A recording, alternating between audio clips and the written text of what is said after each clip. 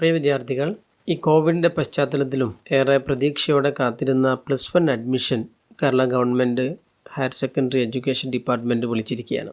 ഓരോ വിദ്യാർത്ഥികൾക്കും അവരുടെ വീടുകളിൽ നിന്നുകൊണ്ട് തന്നെ മൊബൈൽ ഫോൺ ഉപയോഗിച്ചുകൊണ്ട് ഓൺലൈൻ ആപ്ലിക്കേഷൻ ചെയ്യാൻ പറ്റുന്ന രീതിയിലാണ് സംവിധാനിച്ചിരിക്കുന്നത്. നിങ്ങൾക്ക് അടുത്തുള്ള സ്കൂളുകളിലും അതിനുള്ള സൗകര്യങ്ങൾ ലഭ്യമാണ്. +1 അപേക്ഷയുമായി ബന്ധപ്പെട്ടുകൊണ്ട് എങ്ങനെയാണ് നിങ്ങൾക്ക് ചെയ്യാൻ പറ്റുക, എന്തൊക്കെ കാര്യങ്ങളാണ് ശ്രദ്ധിക്കേണ്ടത് എന്നതിനെക്കുറിച്ചുള്ള ഒരു ഡീറ്റെയിൽഡ് ആയ വീഡിയോ ആണ് ബിഷപ്പ് ടോക്സ് എന്ന ഈ ചാനലിലൂടെ നിങ്ങൾക്ക് കാണാൻ കഴിയുന്നത്. +1 പ്രവേശനത്തിൻ്റെ വിവിധ ഘട്ടങ്ങൾ എന്ന് പറയുന്നത് ഒന്ന് കാൻഡിഡേറ്റ് ലോഗിൻ ആണ്, പിന്നെ ഓൺലൈൻ അപേക്ഷാ സമർപ്പണമാണ്. അതിനുശേഷം ട്രയൽ അലോട്ട്മെൻറ്റ് വരുന്നു. ട്രയൽ അലോട്ട്മെൻറ്റിൽ എന്തെങ്കിലും മാറ്റങ്ങൾ ഉണ്ടെങ്കിൽ നിങ്ങൾക്ക് അതിൻ്റെ ഓപ്ഷൻ ചേഞ്ച് ചെയ്യാൻ പറ്റും. അതിനുശേഷം അലോട്ട്മെൻറ്റ് വരുന്നു. അലോട്ട്മെൻറ്റ് പരിശോധിച്ചതിന് ശേഷം നിങ്ങൾക്ക് അഡ്മിഷൻ ഉറപ്പുവരുത്താൻ പറ്റും. കാൻഡിഡേറ്റ് ലോഗിൻ എന്തൊക്കെ കാര്യങ്ങൾ ശ്രദ്ധിക്കണമെന്നുള്ളതാണ് ആദ്യമായി നിങ്ങളോട് പറയാൻ ആഗ്രഹിക്കുന്നത്. അതിനെ നിങ്ങൾ www.admission.dge.kerala.gov.in എന്ന സൈറ്റിൽ കയറി അതിൽ 2 ഓപ്ഷൻ കാണാൻ പറ്റും. അത് ഹയർ സെക്കൻഡറി അഡ്മിഷനും അതുപോലെ തന്നെ വൊക്കേഷണൽ ഹയർ സെക്കൻഡറി അഡ്മിഷനുമാണ്. 10ാം ക്ലാസ് കഴിഞ്ഞൊരു വിദ്യാർത്ഥികൾക്ക് ഹയർ സെക്കൻഡറിക്കും പോകാനുള്ള അവസരമുണ്ട്, വൊക്കേഷണൽ ഹയർ സെക്കൻഡറിക്കും അപ്ലൈ ചെയ്യാൻ പറ്റും. രണ്ടും വേറെ വേറെ അപേക്ഷകൾ നൽകണമെന്ന് മാത്രം. ഹയർ സെക്കൻഡറിക്കാണ് നിങ്ങൾ പോകുന്നതെങ്കിൽ അതിനെക്കുറിച്ചാണ് ഇവിടെ പറയുന്നത്. Click four higher secondary admission എന്നുള്ള ലിങ്കിൽ ക്ലിക്ക് ചെയ്ത് അവിടെ ക്രിയേറ്റ് കാൻഡിഡേറ്റ് ലോഗിൻ SWS എന്ന് കാണാൻ പറ്റും. ആ ഒരു ലൈനിൽ ആ ഒരു ലിങ്കിൽ ക്ലിക്ക് ചെയ്യുക. ഉടനെ നിങ്ങൾ മുമ്പിൽ വരുന്ന വിൻഡോയിൽ നിന്ന് കാണാൻ പറ്റുന്നത് നിങ്ങളുടെ ഡിസ്ട്രിക്ട്, ജില്ല സെലക്ട് ചെയ്യാനായിരിക്കും. പലപ്പോഴും വിദ്യാർത്ഥികൾ 2 ജില്ലകളിൽ പഠിക്കാൻ ആഗ്രഹിക്കുന്നുവെങ്കിൽ 2 ജില്ലകളിലേക്കും വേറെ വേറെ അപേക്ഷ സമർപ്പിക്കേണ്ടതാണ്. വിദ്യാർത്ഥികൾക്ക് 2 ജില്ലകളിലും സ്കൂളുകൾ അടുത്തടുത്തായിട്ടുണ്ടാകും. 2 സ്ഥലങ്ങളിലേക്കും വേറെ വേറെ അപേക്ഷകൾ സമർപ്പിക്കണം. രണ്ടാമത് ശ്രദ്ധിക്കേണ്ടത്, നിങ്ങൾ ജില്ല സെലക്ട് ചെയ്ത് കഴിഞ്ഞാൽ സ്കീം പ്രിഫർ ചെയ്യാണ് വേണ്ടത്. SSLC സ്കീം എന്ന് കാണാൻ പറ്റും. അപ്പോൾ നിങ്ങൾ സ്കീമിൻ്റെ കോഡുകൾ അറിയണം. ഈ വർഷം SSLC പരീക്ഷ പാസ്സായ വിദ്യാർത്ഥികളാണെങ്കിൽ 01 ആണ് കോഡ്. അതിന് മുമ്പ് കഴിഞ്ഞ വർഷമോ അതിന് മുമ്പോ ഉള്ളവരാണ് എങ്കിൽ 02. ഇനി ടെക്നിക്കൽ IHRDയുടെ ന്യൂ സ്കീം പ്രകാരമുള്ള ടെക്നിക്കൽ സ്കൂളിലെ SSLC കഴിഞ്ഞ ആളുകളാണ് എങ്കിൽ 03 ആണ് കോഡ്. CBSE 04, ICSE 05. ഇനി SLC എഴുതിയ വിദ്യാർത്ഥികളുടെ IED ആണ് എങ്കിൽ 06. അതേഴ്സ് ഈ പറഞ്ഞതൊന്നും അല്ലാത്തത് 7. ഇനി അതിൽ തന്നെ ടെക്നിക്കൽ എഡ്യൂക്കേഷൻ ന്യൂ സ്കീം പ്രകാരം 2016 മുതലുള്ള ടെക്നിക്കൽ ഹയർ സെക്കൻഡറി സ്കൂളാണ്, ടെക്നിക്കൽ ഹൈസ്കൂളാണ് എങ്കിൽ അതിൽ 08 ആണ് നിങ്ങളുടെ സ്കീം കോഡ് എന്ന് പറയുന്നത്. ആ സ്കീം കോഡ് സെലക്ട് ചെയ്യുക, നിങ്ങളുടെ രജിസ്റ്റർ നമ്പർ ടൈപ്പ് ചെയ്യുക, നിങ്ങൾ പരീക്ഷ പാസ്സായ മാസവും അതിൻ്റെ ഇയറും നിങ്ങൾ അതിൽ നൽകുക, നിങ്ങളുടെ ഡേറ്റ് ഓഫ് ബർത്ത് തെറ്റാതെ നൽകുക. പിന്നീട് മൊബൈൽ നമ്പർ കൊടുക്കാനുള്ള ഓപ്ഷനാണ്. വിദ്യാർത്ഥികൾ ശ്രദ്ധിക്കേണ്ടത്, നിങ്ങളുടെ മൊബൈൽ നമ്പർ അല്ലെങ്കിൽ നിങ്ങളുടെ രക്ഷിതാവിൻ്റെ മൊബൈൽ നമ്പർ ആയിരിക്കണം നൽകേണ്ടത്. നിങ്ങൾ അപേക്ഷ സമർപ്പിക്കുന്ന സമയത്ത് നിങ്ങൾക്ക് OTP വരും. ആ OTP നിങ്ങൾക്ക് ലഭ്യമാകണം.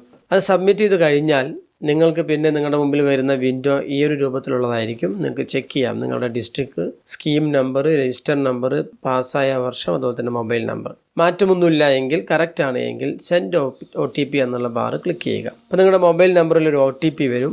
ആ ഒരു OTP എൻ്റർ ചെയ്യാനൊരു സ്പേസ് ഇവിടെ ഉണ്ടാവും. അതവിടെ എൻ്റർ ചെയ്തതിന് ശേഷം സബ്മിറ്റ് OTP എന്നുള്ളത് ക്ലിക്ക് ചെയ്യുക. അങ്ങനെ ആകുമ്പോൾ നിങ്ങൾ ആദ്യത്തെ ഘട്ടം പൂർത്തിയാവാൻ പോവുകയാണ്. അവസാനമായി നിങ്ങൾ ചെയ്യേണ്ടതൊരു പാസ്വേഡ് ക്രിയേറ്റ് ചെയ്യണം. ആ പാസ്വേഡ് ക്രിയേറ്റ് ചെയ്യുമ്പോൾ ശ്രദ്ധിക്കേണ്ടത് ഏകദേശം മിനിമം 8 ക്യാരക്ടർ ആവശ്യമാണ്. ഒരു ക്യാപിറ്റൽ ലെറ്ററും ഒരു ലോവർ ലെറ്ററും അനിവാര്യമാണ്. ഒരു നമ്പറും ഒരു സ്പെഷ്യൽ ക്യാരക്ടറും നിർബന്ധമാണ്. അപ്പോൾ ഈ മാനദണ്ഡങ്ങൾക്ക് പാലിക്കുന്നതായിരിക്കണം.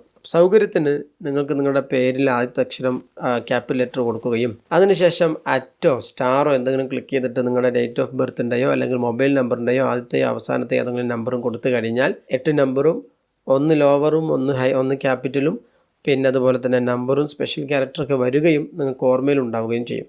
ഇനി നിങ്ങൾക്ക് താല്പര്യമുള്ളത് കൊടുക്കാം, പക്ഷേ ഓർക്കണമെന്ന് മാത്രം. ഓക്കെ, അപ്പോൾ നിങ്ങളുടെ കാൻഡിഡേറ്റ് ലോഗിൻ എന്ന് പറയുന്ന ആ ക്രെഡൻഷ്യൽ സക്സസ്ഫുൾ ആകുന്നു. അതായി കഴിയുമ്പോൾ നിങ്ങൾക്കൊരു ആപ്ലിക്കേഷൻ നമ്പർ ലഭിക്കും. തീർച്ചയായും നിർബന്ധമായും നിങ്ങൾ ആ ആപ്ലിക്കേഷൻ നമ്പർ എഴുതിയെടുക്കണം. നിങ്ങൾ ആ നമ്പർ ഓർത്തെടുക്കണം. അതോടൊപ്പം നിങ്ങളുടെ പാസ്വേഡ് നിങ്ങൾക്ക് ഓർമ്മയുണ്ടാവണം. അതിനുശേഷം നിങ്ങൾ വീണ്ടും ലോഗിൻ ചെയ്യാണ് വേണ്ടത്. നിങ്ങളുടെ യൂസർ നെയിം ആയിട്ട് നിങ്ങളുടെ ആപ്ലിക്കേഷൻ നമ്പർ കൊടുക്കുക, നിങ്ങൾ ഓൾറെഡി ക്രിയേറ്റ് ചെയ്ത പാസ്വേഡ് കൊടുക്കുക, നിങ്ങളുടെ ഡിസ്ട്രിക്റ്റ് കൊടുക്കുക. അങ്ങനെ ആകുമ്പോൾ നിങ്ങൾക്ക് നിങ്ങളുടേതായ ഒരു വിൻഡോ ഓപ്പൺ ആകും. കാൻഡിഡേറ്റ് ലോഗിൻ ചെയ്ത് കഴിഞ്ഞാൽ നിങ്ങൾ പിന്നീട് ആദ്യമായി ചെയ്യേണ്ടത് നിങ്ങൾ പഠിച്ച സ്കൂളിൻ്റെ ഡീറ്റെയിൽസ് കോഡാണ് നൽകേണ്ടത്. 10ാം തരം പഠിച്ച സ്കൂളിൻ്റെ കോഡ് നൽകുക. അതിനുശേഷം നിങ്ങൾ SSLC പാസ്സായിട്ടുണ്ടോ എന്നുള്ളൊരു ചോദ്യം ഉണ്ട്. അവിടെ യെസ് പാസ്സായിട്ടുണ്ടെന്നുള്ളത് കൊടുക്കുക. നിങ്ങളുടെ പേഴ്സണൽ ഡീറ്റെയിൽസ് കൊടുക്കുക. നിങ്ങളുടെ പേര്, അതുപോലെ തന്നെ ജെൻഡർ, കാസ്റ്റ്, അതൊക്കെ നിങ്ങളുടെ SSLC ബുക്കിലൊക്കെ നിങ്ങൾ ഓൾറെഡി നൽകിയിട്ടുണ്ട്. ഓക്കെ, അപ്പോൾ ഇവിടെ ഈ കാസ്റ്റ് കമ്മ്യൂണിറ്റി ഇതൊക്കെ കൊടുക്കുമ്പോൾ അതിൻ്റെ കാറ്റഗറി നമ്പർ നിങ്ങൾ മനസ്സിലാക്കണം. അതിൽ അനെക്സ്റ്ററിൽ 1 പറഞ്ഞിട്ടുണ്ട്. അതൊക്കെ മനസ്സിലാക്കി കൃത്യമായ വിവരങ്ങൾ കൊടുക്കുക. ആധാർ നമ്പറുള്ള ആളുകൾക്ക് ആധാർ നമ്പർ കൊടുക്കുക. അതുപോലെ തന്നെ മറ്റു ഡീറ്റെയിൽസ്, നിങ്ങൾ ലിംഗ്വിസ്റ്റിക് മൈനോറിറ്റി വിഭാഗത്തിൽപ്പെടുന്നവരാണോ, അത് അത്തരം ആ വിഭാഗത്തിൽപ്പെടുന്നവരാണെങ്കിൽ അവർക്ക് അതറിയാം, അതിൻ്റെ നമ്പറും കൊടുക്കുക. അതുപോലെ തന്നെ ഡിഫറെൻ്റ്ലി ഏബിൾഡ് ആണ് എങ്കിൽ അത് ടിക്ക് ചെയ്തിട്ട് അത് ഏതാണ് എന്നുള്ളത് ക്ലിക്ക് ചെയ്യുക. അതിൻ്റെ പെർസെൻറ്റേജോ അതിൻ്റെ മെഡിക്കൽ ബോർഡ് നൽകിയ സർട്ടിഫിക്കറ്റിലുണ്ടാവും അതിൻ്റെ പെർസെൻറ്റേജ് കാര്യങ്ങളൊക്കെ ആവശ്യമായ ഡീറ്റെയിൽസ് നൽകുക. പിന്നെ നൽകേണ്ടത് റെസിഡൻസ് ഡീറ്റെയിൽസ് ആണ്. ഇത് വളരെ കൃത്യമായി തെറ്റാതെ കൊടുക്കണം. കാരണം നിങ്ങൾ ഒരേ പഞ്ചായത്തിലും ഒരേ താലൂക്കൊക്കെ ആണെങ്കിൽ അതിനനുസരിച്ച് നിങ്ങൾക്ക് ബോണസ് പോയിൻ്റ് ഉള്ളതാണ്. ഒരിക്കൽ പോലും തെറ്റായി നൽകരുത്. കാരണം നിങ്ങൾക്ക് അങ്ങനെ ബോണസ് പോയിൻ്റ് അടിസ്ഥാനത്തിൽ അഡ്മിഷൻ കിട്ടിയാൽ നിങ്ങൾ നൽകിയത് തെറ്റാണ് എങ്കിൽ നിങ്ങളുടെ അഡ്മിഷൻ ക്യാൻസൽ ചെയ്യപ്പെടാൻ സാധ്യതയുണ്ട്. അപ്പം നിങ്ങളുടെ ഡിസ്ട്രിക്റ്റും അതുപോലെ തന്നെ താലൂക്കും ലോക്കൽ ബോഡിയൊക്കെ കൃത്യമായിട്ട് നൽകുക. ശേഷം പെർമനൻ്റ് അഡ്രസ്സാണ് നൽകേണ്ടത്. പെർമനൻ്റ് അഡ്രസ്സ് പിൻകോഡ് അടക്കം നൽകണം. അതിനുശേഷം കമ്മ്യൂണിക്കേഷൻ അഡ്രസ്സും. ഇത് രണ്ടും തമ്മിലുള്ള വ്യത്യാസം എന്ന് പറയുന്നത് ചില ആളുകൾ വേറെ സ്ഥലങ്ങളിലേക്ക് മാറി താമസിക്കുന്നവരുണ്ടാവും. അപ്പം പുതുതായി നിങ്ങൾക്ക് എന്തെങ്കിലും ഇൻഫർമേഷൻ തരണമെങ്കിൽ അതായിരിക്കും പുതിയ കമ്മ്യൂണിക്കേഷൻ അഡ്രസ്സ്. അങ്ങനെ വ്യത്യാസമുണ്ടെങ്കിൽ മാത്രം കമ്മ്യൂണിക്കേഷൻ അഡ്രസ്സ് നൽകുക. അല്ലെങ്കിൽ നിങ്ങളുടെ സെയിം ആസ് പെർമനൻ്റ് എന്നുള്ളത് ക്ലിക്ക് ചെയ്യുക. പിൻകോഡും മൊബൈൽ നമ്പറും ഇമെയിൽ ID ഒക്കെ കൊടുക്കുക. മൊബൈൽ നമ്പർ നേരത്തെ നൽകിയത് തന്നെ രണ്ടാമത് കൊടുക്കുക. പിന്നെ നിങ്ങൾ ചെയ്യേണ്ടതെന്ന് ചോദിച്ചു കഴിഞ്ഞാൽ ബോണസ് പോയിൻറ്റിന് ആവശ്യമായ ഡീറ്റെയിൽസ് നൽകുകയാണ്. വളരെ പ്രധാനപ്പെട്ട ഒരു ഏരിയയാണിത്.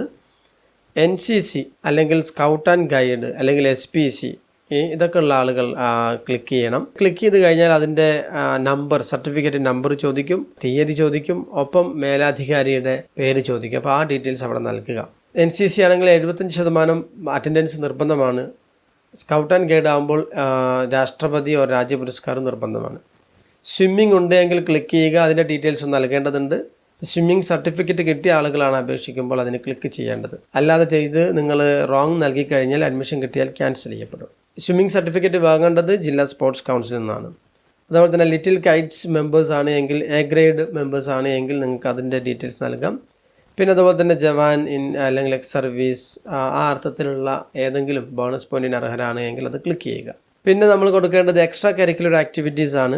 ഇവിടെ സ്റ്റേറ്റ് ലെവൽ, ഡിസ്ട്രിക്ട് ലെവൽ, അങ്ങനെ ഒരുപാട് അങ്ങനെ ഒരുപാട് ഇതുകൾ കാണുന്നുണ്ട്. അവിടെ നിങ്ങൾ ആ ഒരു ബോക്സിൽ നൽകേണ്ടത് സ്റ്റേറ്റ് ലെവൽ എത്ര സർട്ടിഫിക്കറ്റ് ഉണ്ടോ ആ സർട്ടിഫിക്കറ്റിൻ്റെ നമ്പേഴ്സാണ് കൊടുക്കേണ്ടത്. ഓക്കെ. അതുപോലെ യൂത്ത് ഫെസ്റ്റിവലിലെ നമ്പേഴ്സാണ് ആ ഒരു ബ്ലാങ്കിൽ നിങ്ങൾ നൽകേണ്ടത്. ഇവിടെ ഡിസ്ട്രിക്ട് ലെവൽ NPSL എന്ന് കാണുന്നത് നിങ്ങൾ സ്റ്റേറ്റ് ലെവൽ പാർട്ടിസിപ്പേറ്റ് ചെയ്തിട്ടില്ലെങ്കിൽ മാത്രമാണ് നൽകേണ്ടത്. നിങ്ങൾ ഒന്നാമത്തെ സ്റ്റേറ്റ് ലെവൽ പാർട്ടിസിപ്പേറ്റ് ചെയ്ത ആളുകൾ പിന്നെ 2, 3 അടുത്ത കോളങ്ങൾ ഫുൾഫിൽ ചെയ്യേണ്ടതില്ല. കാരണം ഇതൊക്കെ കഴിഞ്ഞിട്ടായിരിക്കും സ്റ്റേറ്റിൽ പോയിട്ടുണ്ടാവുക. അവിടെ സ്റ്റേറ്റ് മാത്രമാണ് പരിഗണിക്കുക. അതോടൊപ്പം മാത്സ് ഫെയർ അല്ലെങ്കിൽ IT fair, social club fair, അങ്ങനെ ഏതെങ്കിലുമൊക്കെ നിങ്ങൾക്ക് ഗ്രേഡുകൾ കിട്ടിയിട്ടുണ്ടെങ്കിൽ അതിൻ്റെ നമ്പർ കൊടുക്കാം. പിന്നെ ഏതെങ്കിലും ക്ലബ്ബുകളിലുണ്ടെങ്കിൽ IT ക്ലബ്ബിൽ, ലൈബ്രറി, അതുപോലെ തന്നെ ഡിബേറ്റിംഗ്, അങ്ങനെ പലതരം ക്ലബ്ബുകളുണ്ട്. അതൊക്കെ ഏതൊക്കെയാണോ നോക്കിയിട്ട് അതിൻ്റെ സർട്ടിഫിക്കറ്റ് നിങ്ങൾ അവസാനം പ്രൊഡ്യൂസ് ചെയ്യേണ്ടി വരും. അപ്പോൾ ആ ഒരു ഏതൊക്കെയാണോ നിങ്ങൾക്ക് ലഭ്യമാകുന്നത് അതൊക്കെ നിങ്ങൾ ക്ലിക്ക് ചെയ്യുക. ഇവിടെ ഇത് ബോണസ് പോയിൻ്റായിട്ട് പരിഗണിക്കില്ല. ഒരേ റാങ്ക് വന്നു കഴിഞ്ഞാൽ ഇത്തരം സർട്ടിഫിക്കറ്റുള്ള ആളുകൾക്ക് മുൻതൂക്കം ഉണ്ടാകും. അതുകൊണ്ട് അത് നൽകൽ അനിവാര്യമാണ്. വിവിധ സ്കീമുകളുടെ ഗ്രേഡുകൾ നൽകുമ്പോൾ, പ്രത്യേകിച്ച് നമുക്കറിയാം SSLC ആണ് എങ്കിൽ നിങ്ങൾ അതിൻ്റെ ആപ്ലിക്കേഷൻ നമ്പർ കൊടുക്കുമ്പോൾ നിങ്ങളുടെ മാർക്കും ഡീറ്റെയിൽസൊക്കെ ഓൾറെഡി അപ്ഡേറ്റ് ചെയ്യും. അതുകൊണ്ട് അത് നിങ്ങൾ നൽകേണ്ടതില്ല. നിങ്ങളുടെ മാർക്കും ഈ വന്നിരിക്കുന്നതും കറക്റ്റാണോ എന്ന് ചെക്ക് ചെയ്തതിന് ശേഷം നിങ്ങൾക്കത് സബ്മിറ്റ് ചെയ്യാൻ പറ്റും.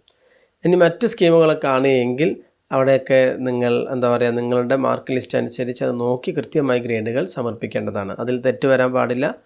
ഇങ്ങനെ നിങ്ങൾ നൽകിയ തെറ്റായ വിവരങ്ങൾക്കനുസരിച്ച് നിങ്ങൾക്ക് ഏതെങ്കിലും അഡ്മിഷൻ കിട്ടിക്കഴിഞ്ഞാൽ പിന്നീട് ആ അഡ്മിഷൻ ക്യാൻസൽ ചെയ്യപ്പെടാൻ ഇത് കാരണമാകും. ഇത്തരം കാര്യങ്ങൾ കംപ്ലീറ്റ് ചെയ്ത് കഴിഞ്ഞാൽ പിന്നെ നിങ്ങൾ ചെയ്യേണ്ടത് ഓപ്ഷൻ നൽകേണ്ട ഒരു സ്ക്രീൻ നിങ്ങൾക്ക് മുമ്പിൽ വരും. അപ്പോൾ നിങ്ങൾ ഓപ്ഷൻ നൽകേണ്ടുമ്പോൾ ശ്രദ്ധിക്കേണ്ടത്, നിങ്ങളൊരു പേപ്പറിൽ ആദ്യമേ എഴുതി വെക്കണം ഏത് സ്കൂളാണ്, ആ സ്കൂളിൽ ഏതൊക്കെ കോമ്പിനേഷൻ ഉണ്ട്, ഏതാണ് നിങ്ങൾക്ക് ഫസ്റ്റ് എന്നുള്ളത്. ഓക്കെ. അപ്പോൾ അവിടെ നമ്പർ 1 എൻ്റർ സ്കൂൾ കോഡ് എന്ന് പറയും. നിങ്ങൾക്ക് ഇഷ്ടമുള്ള സ്കൂളിൻ്റെ പേരടിച്ചത് കൊണ്ട് കാര്യമില്ല, സ്കൂൾ കോഡാണ് അടിക്കേണ്ടത്. വളരെ കൃത്യമായി ശ്രദ്ധിച്ചുകൊണ്ട് കോഡ് അടിക്കുക. കോഡ് അടിച്ചു കഴിഞ്ഞാൽ ആ സ്കൂളിൽ ഏതൊക്കെ കോമ്പിനേഷനൊക്കെ ഉണ്ടോ എന്നുള്ള ഡിഫറൻസ് വലതുസൈഡിൽ കാണാൻ പറ്റും. അതിന് നിങ്ങൾക്ക് ഓപ്ഷൻ അനുസരിച്ച് കൃത്യമായി നൽകുക. നിങ്ങൾക്ക് അനുയോജ്യമായ, നിങ്ങൾക്ക് അനിവാര്യമായ, നിങ്ങൾക്ക് പോകാൻ കഴിയുന്ന കോമ്പിനേഷനുകൾ മാത്രമാണ് നിങ്ങൾ നൽകേണ്ടത്. അത് സ്കൂളുകൾ മാത്രമാണ് നൽകേണ്ടത്. അല്ലാതെ നിങ്ങൾക്ക് അഡ്മിഷൻ കിട്ടിയാൽ നിങ്ങൾ ആ അഡ്മിഷൻ ജോയിൻ ചെയ്യൽ നിർബന്ധമായിരിക്കും. പിന്നീട് സെക്കൻഡറി അലോട്ട്മെൻറ്റിൽ നിങ്ങളെ പരിഗണിക്കില്ല. സോ നിങ്ങൾക്ക് പോകാൻ താല്പര്യമുള്ള കഴിയുന്ന സ്കൂളിൻ്റെയും സബ്ജക്റ്റിൻ്റെയും ഡീറ്റെയിൽസ് മാത്രം നൽകുക. ശ്രദ്ധിച്ച് കൃത്യമായിട്ട് ചെയ്യുക. എല്ലാവർക്കും വിജയാശംസകൾ നേരുന്നു. It's me Bishar on Bishar talks. ഇത്തരം വിവരങ്ങൾ മറ്റുള്ളവരിലേക്ക് കൂടി എത്തിക്കാനുള്ള ശ്രമം നടത്തുക. മറ്റു കാര്യങ്ങളൊക്കെ മറ്റു വീഡിയോയിൽ പറയുന്നതായിരിക്കും. Thank you.